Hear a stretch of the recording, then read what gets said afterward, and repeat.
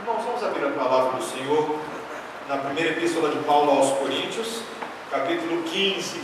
Essa noite começando o penúltimo capítulo desta carta, depois continuaremos a nossa série em 2 Coríntios também. Hoje um precioso texto para a nossa fé.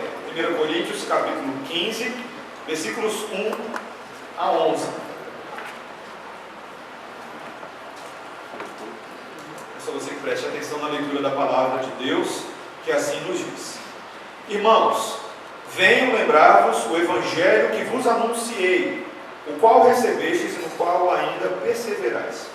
Por ele também sois salvos, se retiverdes a palavra tal como vou-la preguei, a menos que tenhais crido em vão. Antes de tudo vos entreguei o que também recebi, que Cristo morreu pelos nossos pecados, segundo as Escrituras, e que foi sepultado e ressuscitou ao terceiro dia, segundo as Escrituras, e apareceu a Cefas, e depois aos 12, depois foi visto por mais de 500 irmãos de uma só vez, dos quais a maioria sobrevive até agora, porém alguns já dormem.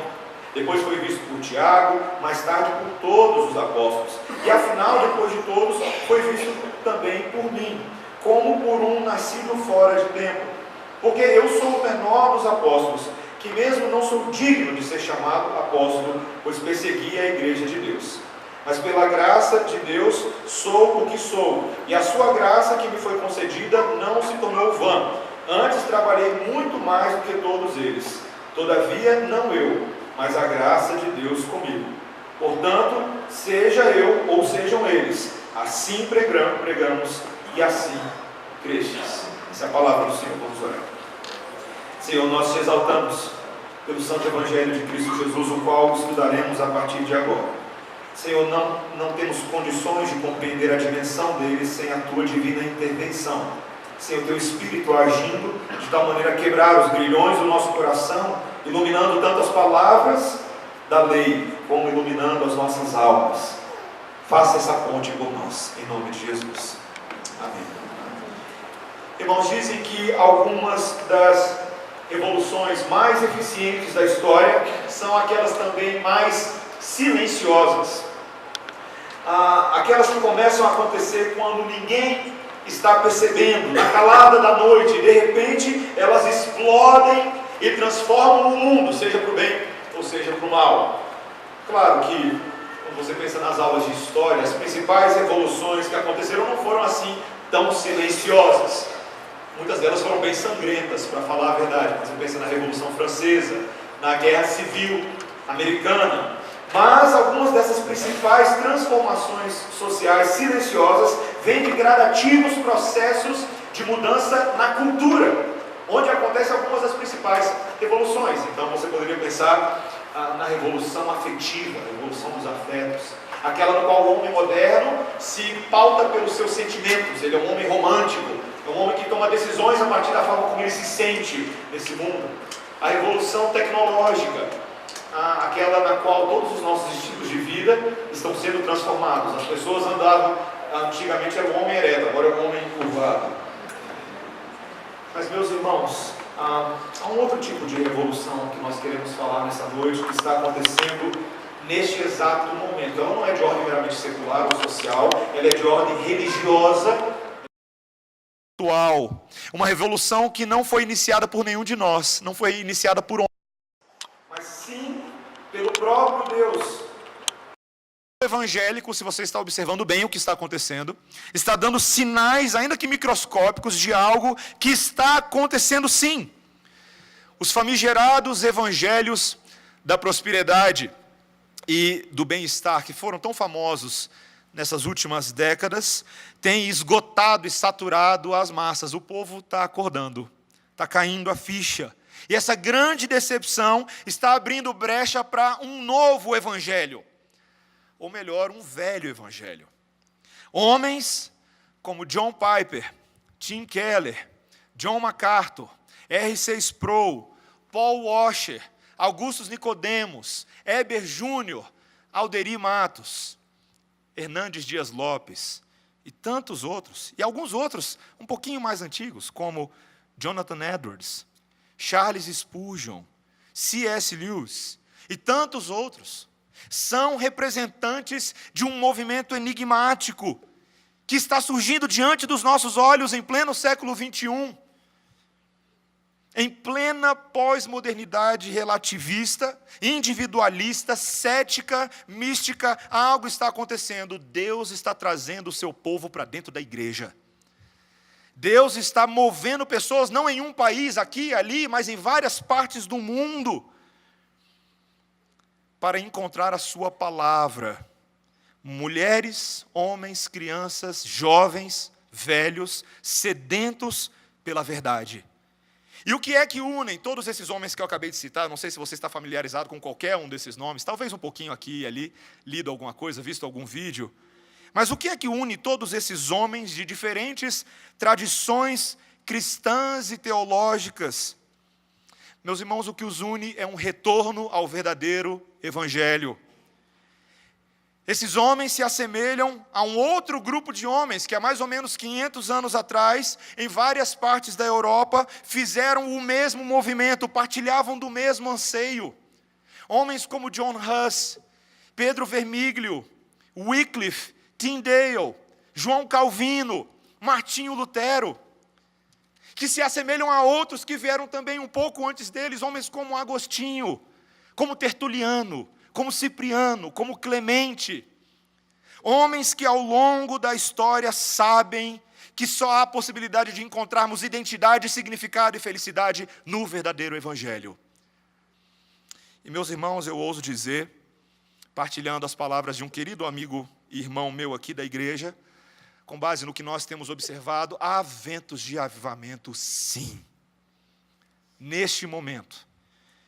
Essa tal revolução reformada, ou tal revolução calvinista, é uma revolução de identidade espiritual, uma identidade que visa dar resposta à crise de identidade dos nossos dias, de tantas pessoas que vagam em busca de um pastor que possa cuidar das suas almas. E eu não estou falando do pastor Mateus, eu estou falando do pastor Jesus.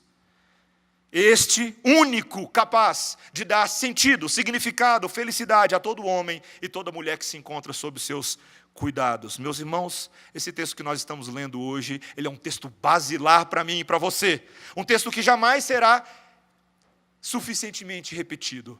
O texto sobre o verdadeiro evangelho de Cristo Jesus. E ele nos mostra 3 características desse verdadeiro evangelho que devem ser características que repaginam a nossa identidade. Um evangelho que, em primeiro lugar, tem um conteúdo claro. Em segundo lugar, um evangelho que tem uma veracidade que pode ser testada. E, em terceiro lugar, um evangelho que tem um poder transformador. Um evangelho com conteúdo claro, com uma veracidade testável e com um poder transformador. Vejamos esse conteúdo claro do evangelho.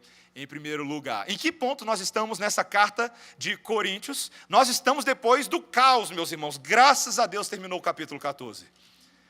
Eu suei frio, tive dor de barriga, você não sabe disso, mas eu sei. Foi difícil sair desse capítulo 14. Essa igreja de Coríntios dava dor de cabeça para eles mesmos, para o apóstolo Paulo e para o pastor Mateus. Meus irmãos, mas a verdade é que essa igreja cheia de meandros, cheia de dons espirituais, cheia de desordem, cheia de dificuldade de aplicar dom de línguas, profecias, o papel da mulher na igreja, como nós vimos na semana passada, é uma igreja, como o apóstolo Paulo passa a identificar a partir de agora, que está se perdendo no seu propósito. Qual é o propósito da existência dessa igreja? E o apóstolo Paulo faz uma pausa importantíssima em tudo que ele vem falando, para, como ele diz no versículo 1, lembrar-vos do quê que ele fala? Do evangelho. O evangelho que vos anunciei, o qual recebestes e no qual ainda perseverais. Ele não permitirá que os coríntios se esqueçam o que eles estão fazendo aqui. Qual que é o cerne da sua identidade? Eles precisam ser lembrados do evangelho. Eu te pergunto, o que é o evangelho? O que é o evangelho? Essa palavrinha grega de 2 partes significa literalmente boas novas, boa mensagem. Uma mensagem fundamental não para um grupo de pessoas nesse mundo, mas é a mensagem mais importante que existe. Para pensar nisso um segundo. Nós estamos falando da mensagem mais central proclamada em todo o universo. Cristo morreu para salvar pecadores. Esta é a mensagem. Sem a verdade desta mensagem, a morte de Cristo foi inútil. E aqueles que creem nela ainda estão em seus pecados e sem esperança. Mas essa mensagem é a mensagem sobre o Filho de Deus, sem pecado, que tomou o castigo do pecado para que aqueles que creem possam ter os seus pecados removidos. Esse é o evangelho que Paulo anunciou aos coríntios e que fundou essa igreja. Essa igreja surgiu por causa dessa mensagem. Uma mensagem que foi anunciada. Esse grego aqui é um dos gregos mais preciosos para quem gosta da pregação do evangelho. O querigma, proclamação, anunciação, uma vocação de Deus para que essa verdade seja transmitida fielmente. É um padrão que Paulo inicia, uma cadeia de ação e reação com base no que começa. Deus foi aquele primeiro que veio até nós e anunciou essa mensagem. Ele se revelou ao homem. Não foi o homem que encontrou Deus, que descobriu a roda, foi Deus que se revelou ao homem. Apesar do pecado de Adão e Eva, que deveria ter eliminado ao homem qualquer possibilidade de conhecer a Deus, porque eles pecaram, Deus refaz a história e se apresenta novamente a Abraão, a Moisés, a José, a Jacó, a Isaac, a Samuel, a Daniel, a Davi, a tantos homens. Deus vem e anuncia as boas novas, e Ele convoca esses homens, profetas, apóstolos, diferentes servos ao longo da história, para que avancem com essa mensagem, que transmitam para frente aquilo que eles receberam. E nós agora somos os recipientes dessa comunicação divina. Veja, é um evangelho que foi anunciado, um evangelho agora que foi recebido e que deve ser perseverado. Meus irmãos, apenas nessa sequência de eventos é que essa mensagem pode ter valor para nós. É possível que algumas pessoas se enganem achando que apenas os estágios iniciais dessa mensagem são suficientes para que alguém se salve. Veja, nós todas as semanas aqui nós praticamos querigma. Nós profetizamos o evangelho, nós anunciamos essa verdade revelada. E você está aí sentado ouvindo o pastor Mateus e ouvindo outros que fazem a mesma coisa a partir deste púlpito. Mas eu te pergunto, isso é suficiente? Não é. Há quem pense que é. Assistir um bom culto, uma liturgia calminha, não tem muita gritaria, umas músicas até boas. Mas, meus irmãos, não é suficiente. É necessário receber e perseverar. Não basta ouvir a doutrina correta todas as semanas. É necessário crer no Evangelho. É necessário amar o Evangelho. É necessário obedecer o Evangelho. Ele foi programado dessa forma. É isso que nós confessamos e é isso que nós vivemos. Eu me deparei recentemente num livro que eu estava lendo com um fato inusitado, algo que eu não sabia de jeito nenhum. Que Napoleão Bonaparte, você lembra dele? Comandante de exércitos um tanto poderoso, meio lelé da cuca. Mas esse homem tinha uma opinião peculiar sobre Jesus. Sabia disso? Eu me deparei com essa citação na qual ele diz: tudo em Cristo me surpreende. Napoleão Bonaparte. Seu espírito me surpreende, a sua vontade me confunde, suas ideias e sentimentos, a verdade que ele anuncia, sua maneira de convencer, não são explicados pela observação humana ou pela natureza. Seu nascimento e a história da sua vida, a profundidade da sua doutrina, que lida com as maiores dificuldades e que é daquelas dificuldades a solução mais admirável. Seu evangelho, sua aparição, seu império, sua marcha através dos tempos e dos reinos, tudo é para mim um prodígio, um mistério insolúvel que me mergulha num devaneio do qual não posso escapar. Um mistério que está diante dos meus olhos, um mistério que não posso negar nem explicar. Quanto mais me aproximo, mais cuidadosamente examino. Tudo está acima de mim. Tudo que é grandioso se torna menos grandioso diante da grandeza de Cristo que se sobrepõe. Sua religião é uma revelação de uma inteligência que certamente não é a inteligência do homem. Teólogo Napoleão Bonaparte. Meus irmãos, Napoleão Bonaparte, pelo que ele parece dizer aqui, sabe muito mais Bíblia e de Cristo do que muita gente aqui na igreja hoje à noite. Meus irmãos, porém, não há registro algum na história de que esse homem tenha entregado a sua vida a Jesus. Ele era o melhor teólogo de sofá que existe. Sabe toda a teoria, já ouviu falar de todos os encantos, conhece até alguns textos bíblicos, mas essa mensagem não movia o seu coração a Cristo. Ele não entendia a necessidade de se render a essa verdade, e de viver para essa verdade, e de ser de fato invadido por ela, não apenas por uma poesia interessante. Meus irmãos, eu pergunto a cada um de nós, para início de conversa nessa noite, o que é o Evangelho para você? Veja, eu não estou perguntando o que é apenas o Evangelho, mas o que é o Evangelho para você? Quando as perguntas, eu vou agora plagiar o meu diácono Léo, que deu aula de escola dominical hoje de manhã, quando as pessoas perguntam para você, quem você é, como é que você responde? E o Léo pontuou hoje de manhã, muitos de nós respondemos a partir da nossa profissão. Eu sou engenheiro. Eu sou publicitário. Eu sou isso, eu sou aquilo. Mas, meus irmãos, nós qualificamos a nossa identidade por coisas que nós fazemos, e não por coisas que nós somos. Coisas que fazemos, podemos fazer hoje e amanhã fazer diferente. Deixar de fazer ou fazer outra coisa. A pergunta é quem você é à luz do Evangelho. Uma pergunta que é ainda mais profunda. Jesus Cristo morreu por você? Você se enxerga como alvo do amor de Deus? Ou é mais o seu emprego, os diplomas adquiridos? Meus irmãos, essa verdade de Cristo, não é muito difícil a gente saber quem compreende a dimensão do sacrifício de Cristo. Uma das formas da gente fazer é perceber se a verdade da morte e da ressurreição de Jesus emana naturalmente dos nossos lábios, ou tem que ser arrancada à força. Se é aquele tipo de coisa que a gente tem alegria de partilhar com as pessoas, ou a gente se esforça para esconder o máximo que a gente pode, para não nos prejudicar no trabalho, não nos prejudicar numa promoção, não nos prejudicar num potencial relacionamento.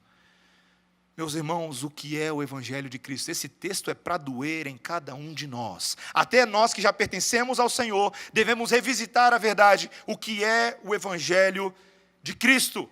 Ele é um conteúdo claro que não começa em você, começa em Jesus. Ele morreu, Ele ressuscitou, Ele perdoou pecados. Meus irmãos, nós precisamos começar a confrontar, para início de conversa, essa verdade em nossos corações. Esse Evangelho, que tem um conteúdo claro a ser afirmado ao longo da história, também é uma verdade testável, de natureza histórica e científica, se me permite colocar dessa forma. Eu gostaria de chamar a atenção para os irmãos para essa seção central do texto, no qual o apóstolo Paulo diz assim no versículo 3, veja comigo. Antes de tudo vos entreguei o que também recebi, que Cristo morreu pelos nossos pecados, segundo as Escrituras, e que foi sepultado e ressuscitou ao terceiro dia, segundo as Escrituras. Paulo está fazendo aqui uma descrição dos componentes da obra propiciatória de Cristo, da obra vicária de Cristo por nós, da entrega e da troca que ele fez ao se colocar na cruz. Veja, ele diz, o cerne, Cristo morreu pelos nossos pecados. E depois ele diz algo interessante, segundo as Escrituras. Depois ele diz, foi sepultado e ressuscitou ao terceiro dia, acompanhado de segundo as Escrituras. Pode parecer um detalhe sem muita importância, a maneira como ele está descrevendo, mas são elementos fundamentais para nós compreendermos o que é a fé. Por exemplo, ele está falando aqui do sepultamento de Jesus, algo muito interessante. Um trecho aqui que, no caso, é citado literalmente no nosso credo apostólico dessa forma, foi sepultado. A igreja primitiva, como Paulo reflete, não tinha nenhuma dúvida quanto à morte real de Cristo. E esse sepultamento significa, se você já foi a algum sepultamento na sua vida, se não foi, provavelmente ainda vai, quando um corpo é colocado debaixo da terra, ou dentro de um ambiente no qual ele é lacrado, e dali não se tem mais contato com o mundo dos vivos.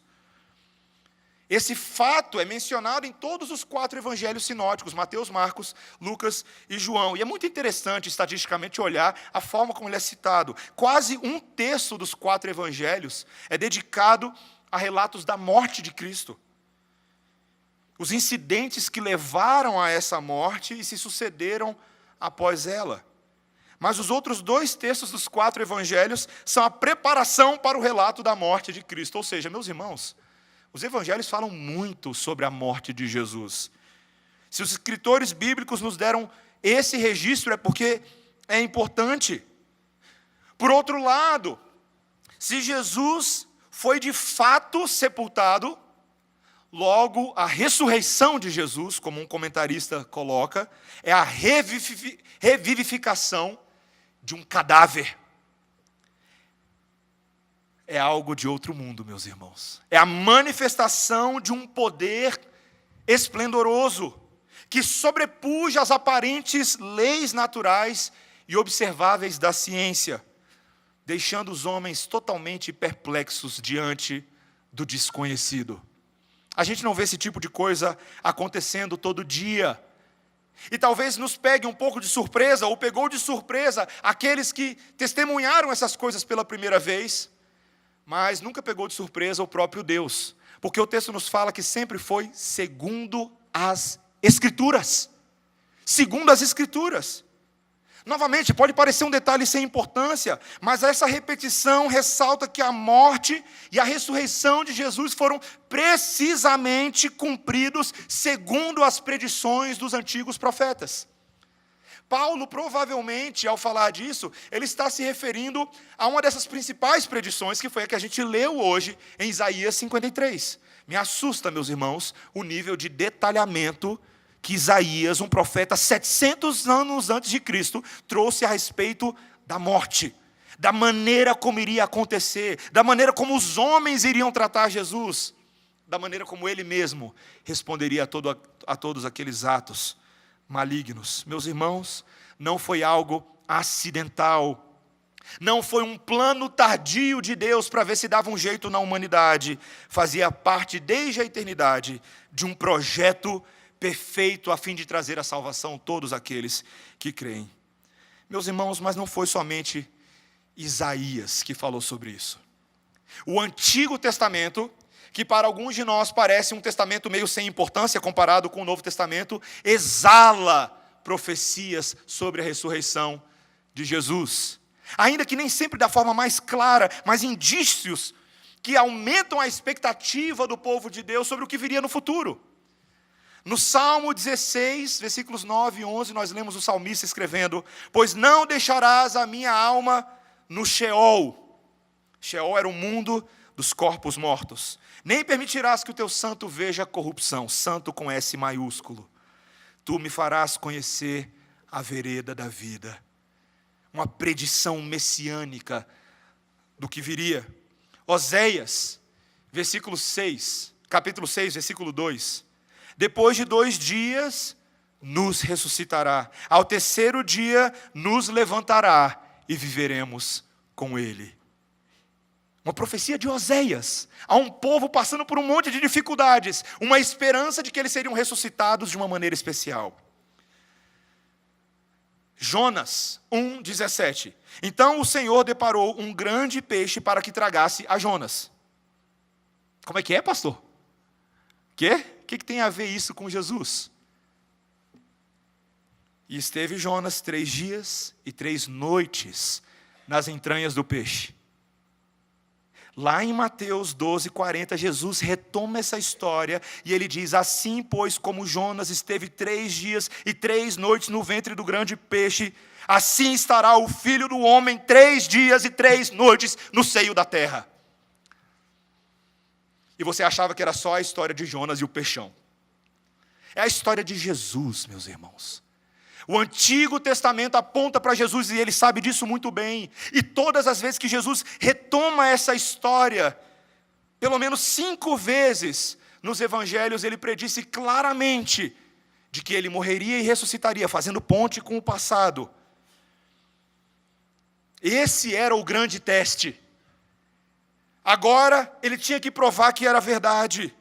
aconteceria ou não. Era uma declaração bem fácil de verificar para saber se Jesus era quem ele dizia que ele era, não é verdade? Se acontecer, ele é. Se não acontecer, ele não é. Jesus morreu, meus irmãos. E 3 dias depois, tinha 2 discípulos caminhando numa estrada para Emaús. E lá vem Jesus, sem eles saberem. Ele se coloca ao lado deles, começa a questionar uma série de coisas, aqueles homens estão meio confusos. E Jesus diz: ó nécios de coração, tardos de coração, para crerdes em tudo que os profetas disseram. Porventura não importa que o Cristo padecesse essas coisas e entrasse na sua glória, e começando por Moisés e por todos os profetas, explicou-lhes o que dele se achava em todas as Escrituras. Esse é o Cristo ressurreto, irmãos. E se você acha que isso ainda não é suficiente, Paulo decide dar uma lista de eventos nos quais o Senhor Jesus Cristo, ou pelo menos circunstâncias e pessoas que foram envolvidas no testemunho ocular de Cristo. Veja que interessante, o primeiro que ele passa a mostrar aí no versículo 5 é que Cefas viu a Jesus. Cefas é o nome aramaico para Pedro. E por que esse discípulo, meus irmãos? Por que o Senhor Jesus Cristo escolheu a Pedro em primeiro lugar para uma revelação? Claro que outros viram Jesus também um pouco antes, mas por que Pedro é citado por Paulo? Porque, meus irmãos, Pedro era um apóstolo, mas um apóstolo que teve um início muito difícil depois da ressurreição de Jesus. Provavelmente o apóstolo que era lembrado por ter negado Jesus.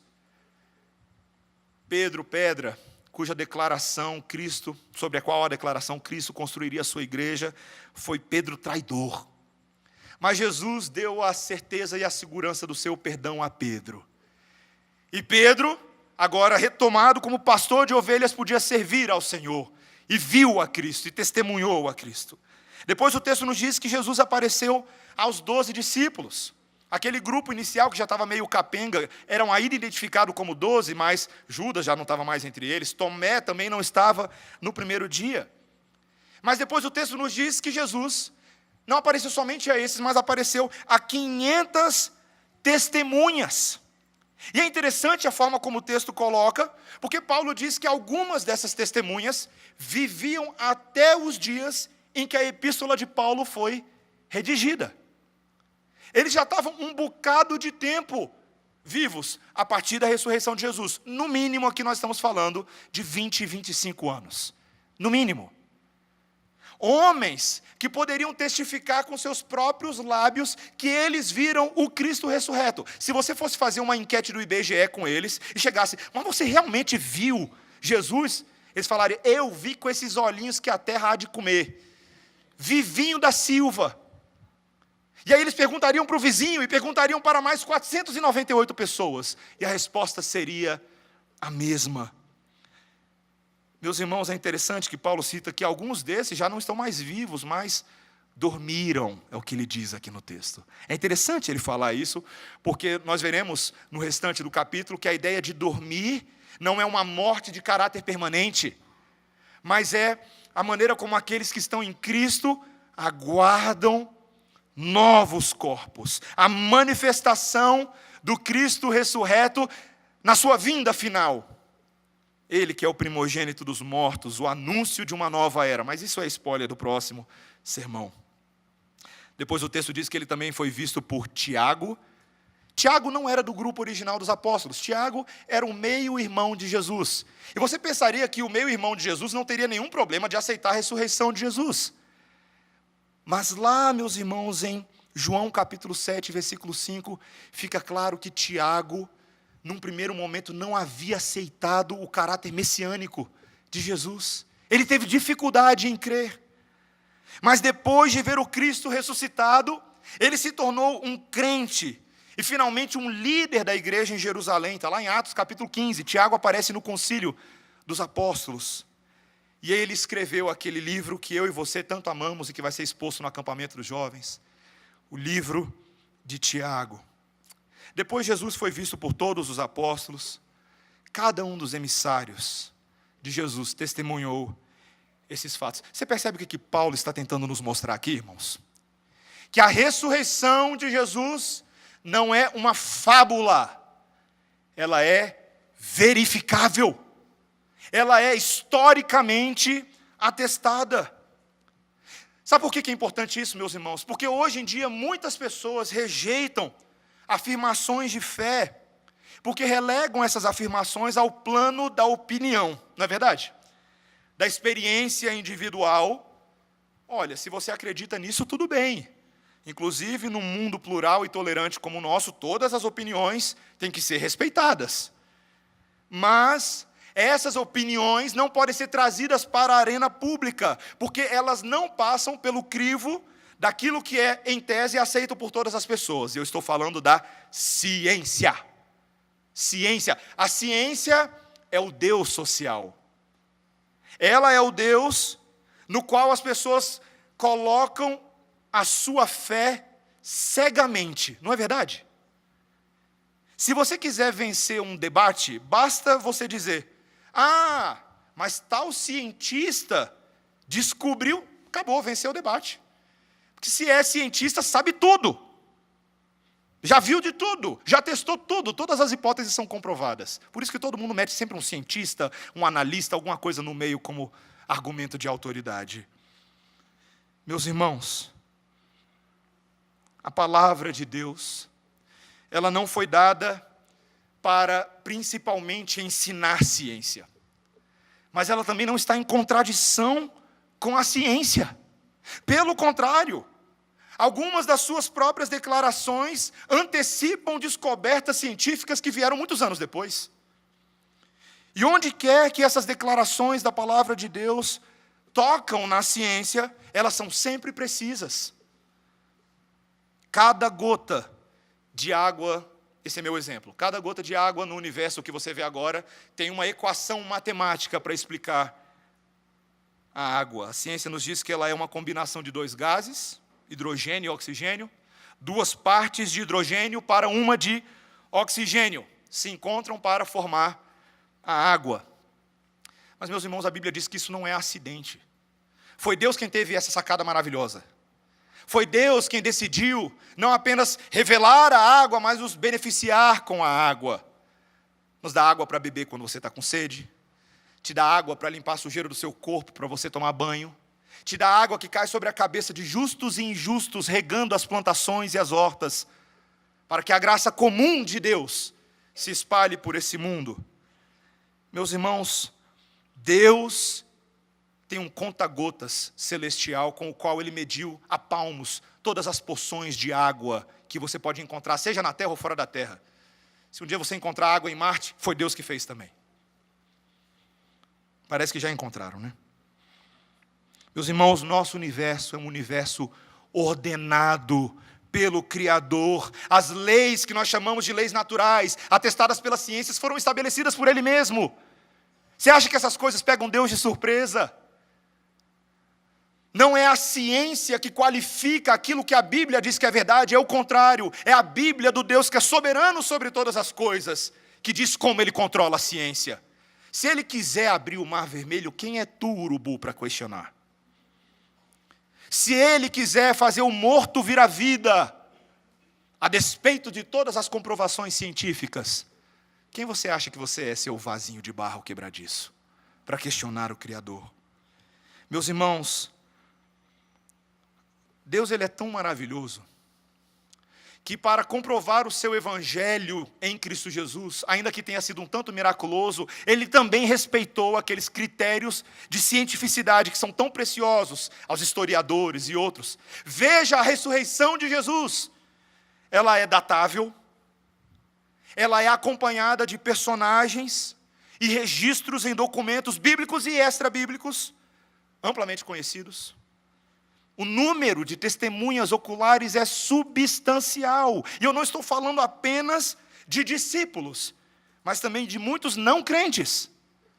Lembre-se que Mateus 26 nos conta uma história que o Sinédrio foi lá e pagou os soldados romanos para que não revelassem ao governador que a ressurreição tinha acontecido. Pagaram uma boa quantia de dinheiro para que aquela notícia não se espalhasse. E até inventaram que os discípulos tinham roubado o corpo na calada da noite. Meus irmãos, é o Evangelho de Cristo Jesus que dá razão e entendimento a todos que têm uma cabeça científica nesse mundo. Um famoso médico cristão, Dr. Joseph Parker, ele dizia que alguns colegas dele o criticavam, dizendo que ele era muito antiquado e desatualizado, porque ele sempre estava citando a Bíblia aos seus pacientes. Alguns até discordavam disso. Em uma manhã, quando um desses colegas o provocou, como era a rotina tantas vezes, ele disse: ok, então tá. Então, por que não recorrer à ciência nesta manhã? E ali havia uma paciente. E ele vira para os seus colegas que estavam ali, fazendo chacota dele, na frente da paciente, e diz: aqui está uma viúva que perdeu o seu único filho. Ela quer saber se ela o verá novamente. Agora quem vai dar a resposta é a ciência. Eu vou encostar o meu livro. Ele pegou a Bíblia que estava em cima da estante e guardou em cima no armário. E ele pergunta aos seus colegas: essa mulher vai ver o filho dela novamente? Onde ele está? A morte vai acabar com tudo? O que a ciência tem a dizer? E eles ficaram calados. Vamos, eu estou esperando uma resposta de vocês. A mulher está ansiosa. E eles calados. E ele fala: colegas, o coração dela está quebrado. Qual é a resposta que a ciência dará? Vocês não têm nada a dizer? E eles calados. Então ele diz: então deixa eu pegar o livro. Ele abre o livro em João 11, 25, e ele lê: disse-lhe Jesus: eu sou a ressurreição e a vida. Quem crê em mim, ainda que esteja morto, viverá. Ele fecha o livro e diz: vamos ficar com o livro. Meus irmãos, sempre haverão entre nós pessoas que dirão que Jesus não ressuscitou. Vai se acostumando. É assim que funciona. Ao longo de toda a história da igreja, essa tem sido a perseguição, a acusação, a blasfêmia, a calúnia. Mas, meus irmãos, a ressurreição é um fato histórico. Ela aconteceu. E você não deve desanimar porque algumas pessoas duvidam. O Senhor Jesus Cristo não chamou você da morte para a vida para você agradar a todo mundo. Ele chamou você em primeiro lugar para crer que o Senhor Jesus Cristo ressuscitou dentre os mortos e Ele é o Filho de Deus. Esse é o primeiro chamado. Essa é a prova viva. E é então a partir dessa esperança que você poderá fazer conhecidas as maravilhas e os grandes feitos de Deus aos povos. E esse é o nosso terceiro e último ponto. Esse evangelho que tem um conteúdo claro, esse evangelho que pode ser verificável, ele é o poder transformador de Deus. Veja o versículo 8. E afinal, depois de todos, foi visto também por mim, como por um nascido fora de tempo. Meus irmãos, Paulo deixou para o final uma última testemunha. Um apóstolo nascido fora de tempo, como ele diz, ele está se descrevendo a si mesmo. E por que Paulo usa essa palavra? E meus irmãos, eu confesso que quando eu fui ver o grego, eu fiquei um pouco assustado com o significado desse nascido fora de tempo, que nós traduzimos como nascido fora de tempo, mas o grego to ertromati significa o aborto, ou o aborto espontâneo. Paulo estava se descrevendo de uma forma um tanto quanto anormal, inusitada, feia. Mas isso, meus irmãos, é uma maneira dele dizer que realmente a forma como ele virou apóstolo foi muito incomum. Porque todos aqueles outros irmãos haviam sido selecionados a dedo pelo Senhor Jesus Cristo para caminhar 3 anos com Ele. 3 anos de ouro. 3 anos que eles observaram de perto tudo que o Senhor Jesus Cristo fez e falou. Mas não foi assim com Paulo. Jesus morreu, ressuscitou, subiu aos céus e Paulo virou apóstolo depois. Para convencer aqueles outros, levou um tempinho. Mas ele tinha uma história bem curiosa. Olha, meus irmãos, eu estava no caminho para Damasco e veio uma luz e me derrubou no caminho e falou: Saulo, Saulo, por que me persegues? Seria uma história muito difícil de acreditar, mas ela fica mais inusitada ainda, e até mais fácil de acreditar, quando você pensa, quem é que está contando a história? Quem é que passou a crer em Jesus? Quem é que se tornou um apóstolo? O perseguidor. Paulo, o desolador, como ele era conhecido. Paulo, o destruidor de famílias. Esse, meus irmãos, foi privilegiado para se tornar um apóstolo. E ele se considerava o menor deles, como ele diz aí no texto. Por que será que ele era o menor? Porque ele era o mais baixinho da turma? Ou porque ele tinha uma gradação apostólica menor? Nada disso, meus irmãos. Muito pelo contrário, fica bem claro que Paulo, em vários momentos, peitou os próprios apóstolos, não é verdade? Quando Pedro, você lembra lá em Gálatas, vacilou com relação à questão dos gentios, Paulo o enfrentou face a face. É o que está registrado lá em Gálatas capítulo 2. No concílio de Jerusalém, o primeiro concílio apostólico da igreja, Paulo teve voz, e não foi qualquer voz. A opinião dele com relação à circuncisão, os gentios, foi extremamente respeitada e levada a sério. Meus irmãos, este era menor, por causa justamente do tipo de sofrimento que ele causou ao povo de Deus antes da sua conversão.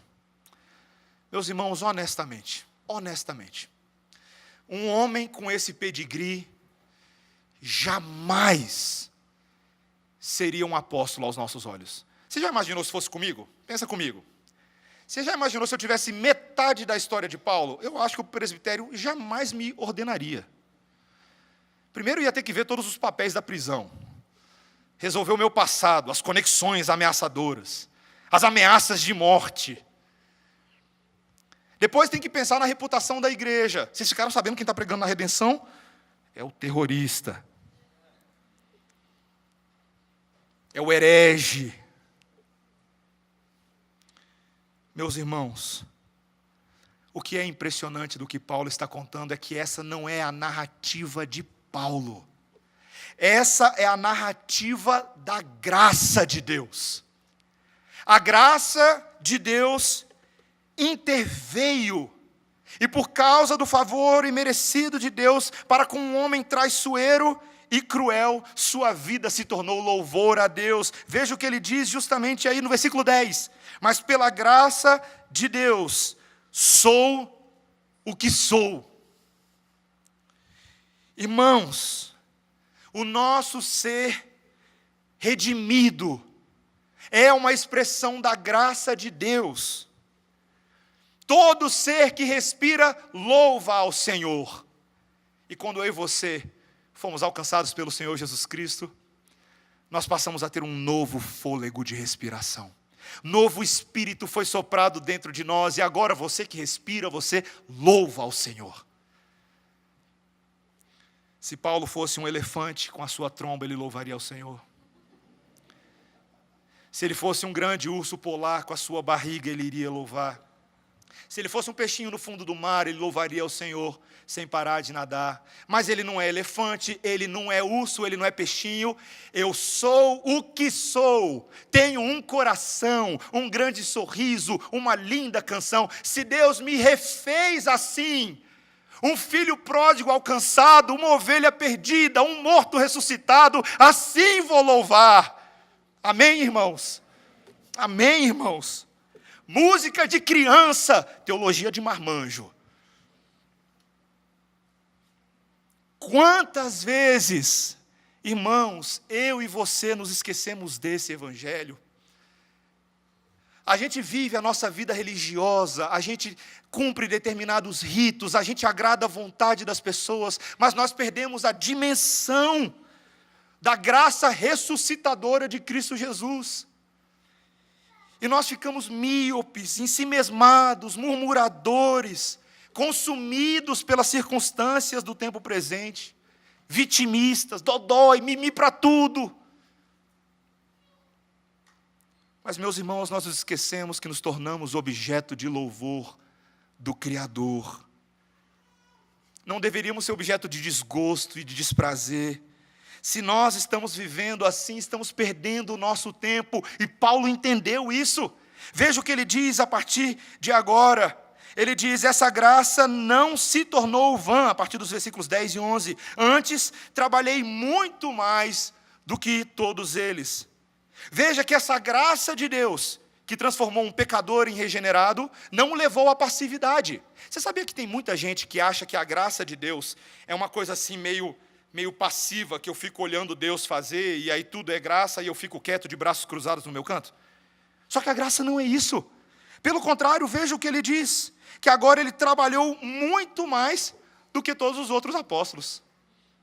O menor dos apóstolos reconhece que agora o seu chamado era para servir, para trabalhar. Mas ainda dentro de uma visão equilibrada, ele diz: todavia, não eu, mas a graça de Deus comigo. Ele reconhece humildemente, por um lado, que ele tem uma total dependência de Deus e que é Deus que opera nele. A força é do Senhor. Mas não é uma falsa modéstia. Você percebeu que não é uma falsa modéstia? Que ele não é pecaminosamente tímido.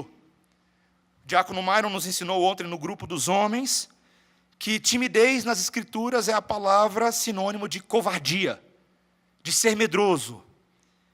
A verdadeira humildade não é você convencer a si mesmo de que você é inútil. Por natureza você é inútil.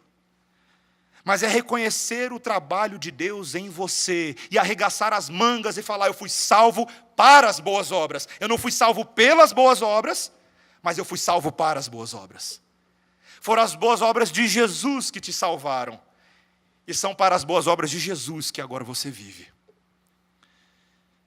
Nós devemos desenvolver as nossas habilidades. Se você entende e crê no Evangelho, esse é o cerne. Veja que é isso que Paulo fala no final. Portanto, seja eu, ou sejam eles, assim pregamos e assim crestes. Igreja de Corinto, lembre-se, dons espirituais, problemas vocês enfrentam, mas esse é o Evangelho, a partir do qual tudo é refeito. Meus irmãos,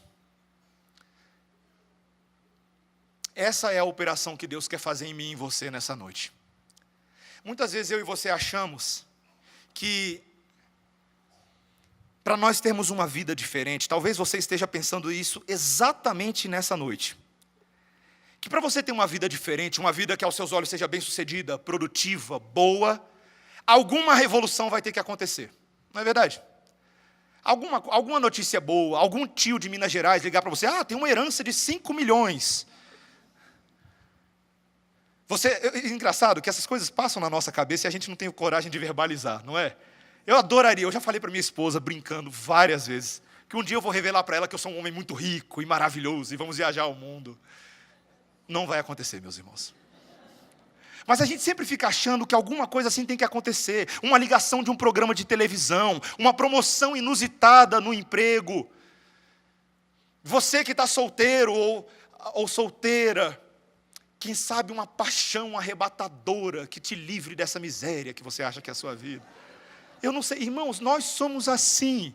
A gente pensa que é algo muito radical, mas a gente nunca se dá por satisfeito. Vocês já perceberam? Que a gente sempre anseia por uma revolução, e quando essa suposta revolução chega, ela não sacia, ela não supre. Você se graduou na faculdade, aí você espera a revolução do mestrado, aí vem o mestrado, aí você fala: não basta, eu preciso da revolução do doutorado, aí vem o doutorado, mas não basta, você tem que virar um anjo agora na terra. Irmãos, nós somos insaciáveis.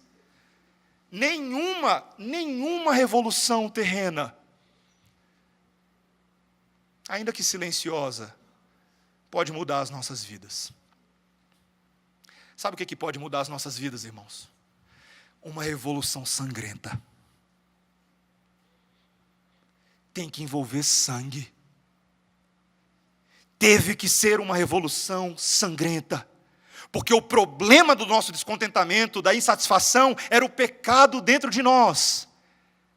E por isso o Senhor Jesus Cristo teve que dar início a uma revolução de sangue. Colocando o seu próprio corpo na cruz, derramando o seu sangue por nós. E nos dando nele tudo aquilo que o nosso coração anseia. O Evangelho é tudo aquilo que o nosso coração anseia. A boa notícia é que está disponível neste exato momento para mim e para você. Meus irmãos, é esse Evangelho que está sacudindo o nosso mundo nesse momento. É esse evangelho que está causando uma revolução silenciosa nos corações. Quando o Cabrinha vê um vídeo do Augusto Nicodemos, quando ele vê um livro do Paul Washer, quando ele ouve uma pregação de alguma igreja onde o púlpito é mais ou menos reformado ou expositivo, onde o pastor abre a Bíblia e explica o que está na Bíblia, é essa revolução silenciosa que está acontecendo no nosso coração. O sangue de Jesus transformando vidas. Transformando vidas. Meus irmãos, eu louvo ao Senhor todos os dias por Ele me permitir viver neste momento da história. Não porque o Brasil está perfeito, não porque a nossa economia vai bem, não porque tem segurança pública, mas porque o Senhor Jesus Cristo está cada dia mais perto de voltar. E quanto mais perto fica, mais esperançoso e alvoroçado nós ficamos, ou deveríamos ficar. Meus irmãos, a minha oração como pastor dessa igreja é para que o Senhor Jesus Cristo aumente nos nossos corações o senso de identidade do Evangelho. O conhecimento da palavra que nos leva a uma vida aos pés de Jesus. A um coração que anseia conhecer o conteúdo claro do Evangelho, as verdades verificáveis do Evangelho e ter o poder transformador de Deus nas nossas vidas. Que Deus faça isso em nós, irmãos. E que nós sejamos esse tipo de povo para a glória de Deus. Amém? Vamos orar. Senhor Deus, nós te louvamos pela revolução sangrenta do Senhor Jesus, que não se encontra em muitos livros de história por aí, mas se encontra no livro de história mais importante de todos. O livro da história da redenção. Aquela decretada desde antes da fundação do mundo pelo Deus perfeito, Pai, Filho e Espírito Santo, que sabia sim que os homens iriam pecar, mas que decretou antes mais nada, de que nós seríamos salvos para a glória de Deus. Senhor, obrigado. Nisso há um grande mistério e nos falta habilidade para compreender o porquê de todas as coisas, mas isto nós sabemos, que teu propósito é sempre bom, perfeito e agradável. Senhor, dá-nos conhecer o Evangelho bom, perfeito e agradável. O único verdadeiro evangelho, puro, descontaminado, do Senhor Jesus Cristo na sua palavra. Em nome de Jesus. Amém. Irmãos, nesse momento teremos a oportunidade de receber, está virando moda, boa moda,